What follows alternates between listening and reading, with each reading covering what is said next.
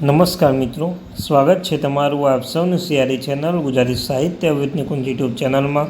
હું નિકુંજ પરમાર આપ સૌનું દિલથી આજના વિડીયોમાં સ્વાગત કરું છું મિત્રો. તો આજના વિડીયોમાં આપણે ચર્ચા કરવાના છીએ ગુજરાત રાજ્યના પેન્શનધારકો છે તેમના માટે એક અગત્યની માહિતી લઈને આવ્યો છું મિત્રો.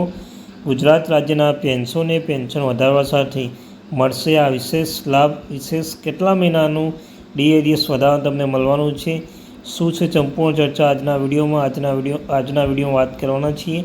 તો સૌપ્રથમ મિત્રો, આજ તારીખ થઈ 22/6/2026. તો 22 એટલે કે સોમવારના દિવસે એક અગત્યની માહિતી લઈને આવ્યો છું. તો વિડીયો એન્ડ સુધી બનાવી રહેજો. વિડીયો ગમે વિડીયોને લાઇક કરી લેજો. તમને અમારી ચેનલ પર સરકારી કર્મચારી, નિવૃત્ત કર્મચારી, પેન્શનધારક બાબતે હરેક અપડેટ મળતી રહેશે મિત્રો. તો ચાલો જાણીએ વિગતવાર માહિતી મિત્રો. તો સૌપ્રથમ વાત કરી લઈએ આઠમા પગાર પંચ બાકી રકમ ગણતરી. આઠમા પગાર પંચ એટલે કે આઠમું સીપીસી કહેવાય મિત્રો. મેમોરેન્ડમ સુપરત કરવાની અંતિમ તારીખ 15 જૂન 2026 હતી. જોકે આઠમું પગાર પંચ દ્વારા કર્મચારી, પેન્શન સંસ્થાઓ અન્ય હિસ્સેદારો સાથે સત્તાવાર બેઠક યોજવાનું ચાલુ રાખવામાં આવ્યું છે. આગામી આવી બેઠક 22 જૂનના રોજ લખનૌમાં ઉજવવાની છે મિત્રો. તમે જાણો છો કે મિત્રો હવે એટલે કે સોમવાર અને મંગળવાર કહી શકાય કે આજે અને કાલે મિત્રો કહી શકાય. કેન્દ્ર સરકારના કર્મચારી જાણવા માગે છે કે આઠમા સીપીસી હેઠળ તેમનો કેટલો પગાર વધારો મળી શકે છે. તેમના પગાર વધારો આઠમા પગાર પંચના અહેવાલ અમલીકરણના વિલંબ માટે તેમને કેટલો બાકી રકમ મળી શકે છે એ પણ નક્કી કરશે. તો ચાલો જાણીએ. આ જ રિપોર્ટ 20 મહિનાના વિલંબ થાય છે.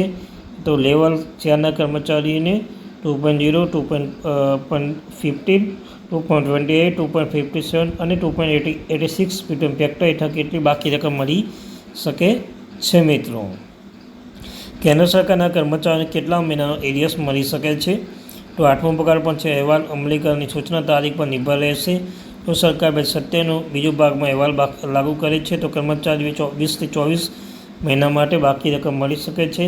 જોકે તે ત્યારે જ જાણી શકાશે જ્યારે સરકારે આઠમું પગાર પંચ અહેવાલ સૂચિત કરશે મિત્રો. તો 2.0 ફીટમ ફેક્ટર હેઠળ લેવલ 4ના કર્મચારીઓ માટે અંદાજે 20 મહિનાનો એરિયસ. ફીટમ ફેક્ટર 2.0, વર્તમાન મૂળભૂત ફેક્ટર 25,500, માસિક વધારો 2.0 ફીટમ ફેક્ટર 25,500, 20 મહિનાનું બાકી રકમ 25,500 × 20 = 5,10,000. આમ 2.15 ફીટમ ફેક્ટર રાખવામાં આવે લેવલ 4ના કર્મચારીઓ માટે. તો આપણે ઉદાહરણ સમજીએ મિત્રો. જો ફીટમ ફેક્ટર 2.15 છે તો વર્તમાન મૂળભૂત પગાર 25,500 છે. તો માસિક વધારોમાં 2.15 ફીટમ ફેક્ટર પર 29,325 એટલે કે 20 મહિના માટે બાકી રકમ 29,325 × 20 એટલે કે 5,86,500 રૂપિયા થશે. કોને? વર્ગ 4ના કર્મચારીઓ જેનો વર્તમાન પગાર 25,500 હોય એવા મિત્રોને. જ્યારે 2.28 ફીટમ ફેક્ટર હેઠળ કર્મચારીઓ માટે અંદાજિત 20 મહિનાનો એરિયસ છે.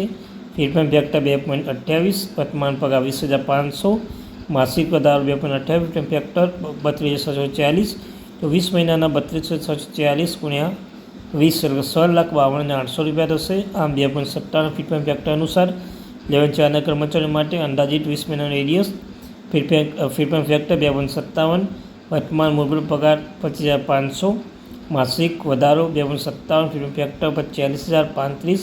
તો મિત્રો 40,035 × 20 = 8,60,000 રૂપિયા થશે મિત્રો. આમ અંતિમ 2.67 જો ફીટમ ફેક્ટર રાખવામાં આવે છે વર્ગ 4ના કર્મચારીઓ છે 2.87 છે. વર્તમાન પગાર 25,500 છે. તો 47,430 થાય. તો 47,430 × 20 = 9,48,600 રૂપિયા થાય છે મિત્રો. આમ સર્વમાન્ય કહી શકાય, સર્વસંપૂર્ણ કહી શકાય કે આ પગાર તમારા કોના પર આધારી શકે છે? ફીટમ ફેક્ટર પર.